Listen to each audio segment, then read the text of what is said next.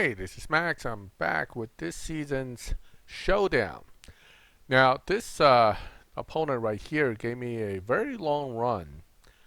He was taking his time coming across the line here, so it gave me time to set up my computer, recording, and start this video since I figure it's about time to do a video on something like this anyway. So, 55 seconds earlier, I started the race.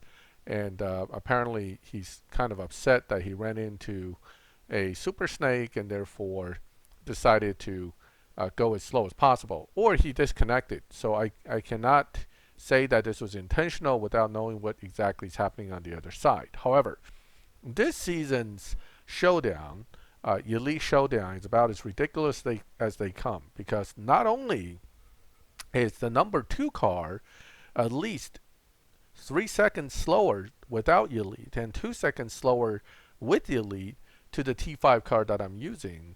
The T5 card itself, fully Elited, is almost another 3/10 second faster. So basically, there's only one card to use for this if you actually want to get anywhere, at least in the first few days, and that is the Super Snake. And you do need it maxed. Fortunately, the events before this had us kind of building it anyway, so I was missing, I think, one stage 6 and 1 or 2 fusions. So it was a matter of pulling some crates to get it done. But the point is, even fully maxed, I'm not optimistic in the long run I'll get anywhere in this, because once you get past 900, 1,000, once you get up to the top 2,000, I would say, ranking, you're going to start running into all the guys with not only fully max Cobra Super Snake, you're going to start running into guys with fully elite Cobra Super Snake. And what about guys that don't have this car? Well, the reality is Showdown was never meant to be fair. I know players complain that this is unfair. My Dodge Viper T4 is facing a 7-second T5 car. Well, that's how it's designed. It's not meant to be fair. It's meant to make you spend. If you haven't figured that out yet, this entire game is premised around psychologically torturing you so you want to spend money. That is the only goal the developers have in this game, which is to make you spend money. Sure, the game is graphically wonderful. The game has some decent challenges, and it is fun because you join a crew and you interact with other people. But remember, in the end, the goal of the developers in making this game is to make you repetitively play the same stuff over and over and over, but set up all challenges in a format that makes you want to spend money. To put this into perspective, some of you recently have started seeing me making videos for Microsoft Flight Simulator. I spent a grand total of $60 on that game. I'd spend more than the grand total of $60 on one flash car and parts for it, and that's a Ferrari.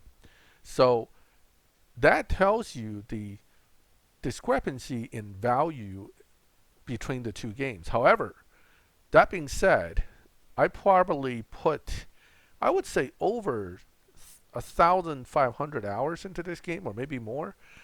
Most video games I spend $60 on, I put maybe 20 to 50 hours into it, and that'll be about it.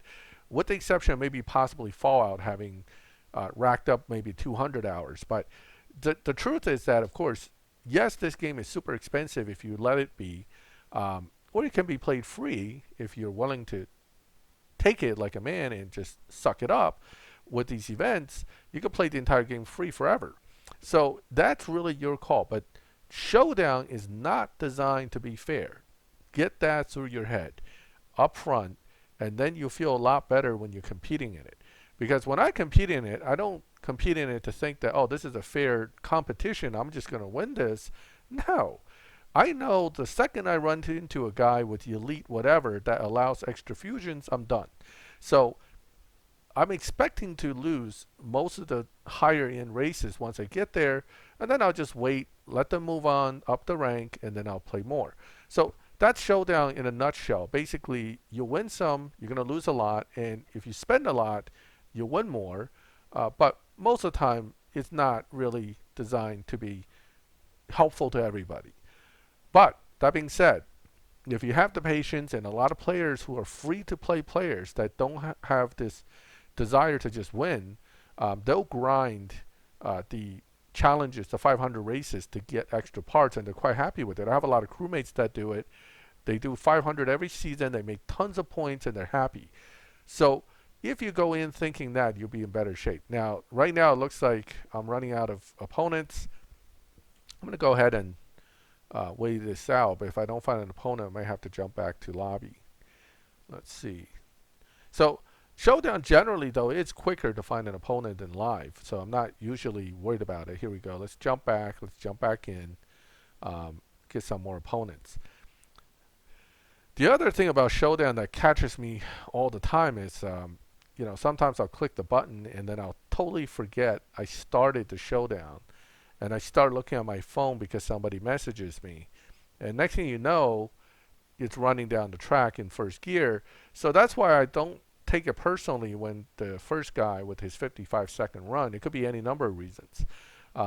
So I've done it to other people. I can't be one to be a hypocrite and then get all upset because someone does it to me, because I could have been reading Facebook. So that is also part of this game, is that it's an internet game. The other guy, you don't know what the other guy's doing on the other end of the internet, so don't always assume the worst in people. So, although sometimes you do have to assume some people are bad, but most players are here to play. They're not here to torture you. But of course, people do get mad. I know I've been upset when I go on a losing streak. So people do stupid stuff like trying to delay you on purpose.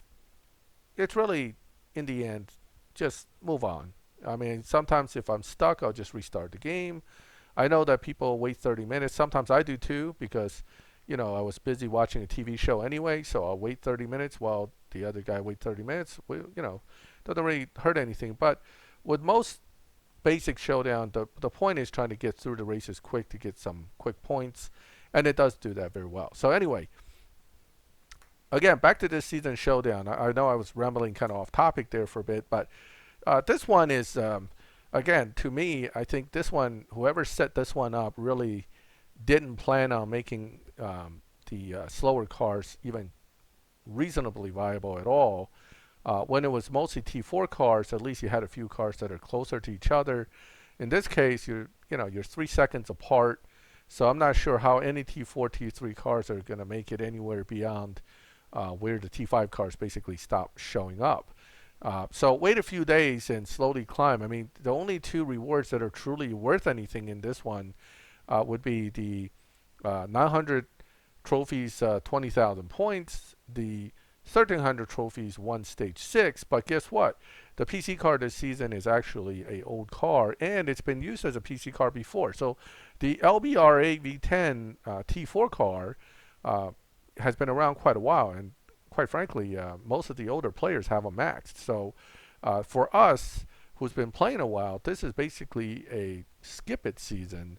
This is why I'm just messing around in Showdown. I'm going to, spend some bronze keys that I otherwise would save for the PC car, because I don't have anything to worry about. I have a nearly maxed one on my second account and a fully maxed one on my main account. So PC Cup won't be an issue this season. Now, if you are curious about that car, I did over a year ago make a stage 6 effects video. If you do a search for RAV10, LBRAV10 stage 6 effects, that video will pop up. You can see what the individual stage 6s may do for that car. All right, well, anyway, enough yapping away. This season's Showdown should be interesting enough. As soon as I get to 900, I'm going to call it for now, and then I'll come back in a day or two to slowly push upward just to get some more points quickly. One thing, of course, is that whenever I'm this close, like I'm in the 800s, this is when I'll start losing here and there. So let's see if I can make it through this final 2 races. 1 or 2 races, depending on how many points they give me. Probably 2. Let's see. All right, that looks like a good start. Oh, yeah, speaking of that, this car does not like a late start. You want to get at least a perfect or slightly early is okay. Get out of first at, 25 miles an hour. I believe it's what Zukar recommended. And then nitrous in third. If you have a fully maxed car, you should run pretty good. Again, with most of these cars, launch point is relatively sensitive. You don't want to miss that. And as you can see, I missed it by like 7 points there, 7 trophies. So one more race, get this job done, and then we'll call it for this showdown for today. But in the end, it all comes down to who you end up running against and whether they run a good. Oh, see, that's late. That's going to be a bad run. I hope I don't lose this. Don't be terrible. Woo! Got it. All right. All right, and that is my 20K points with the Super Snake. Okay, a little laggy, but all right. As long as my points come. Here we go. And there it is. 20,000 crew points, milestone complete. But unfortunately, the next one's at like 2,000 for more points. So from here to 2,000, it's going to take a while. I'm not even going to worry about it. But it'll help me at least grind out some points. Well, going back to Garage. So that is the Elite Showdown for this season. I only started recording again because the guy was taking so long. I decided why not start a video. I hope you liked it. Any comments, feel free to make them. Any questions, you can feel free to ask in the comments. And if you like the video, leave a like. And if you don't like my video, please don't let me know. I don't want to know. And finally, thank you for watching this video. I'll catch you next time.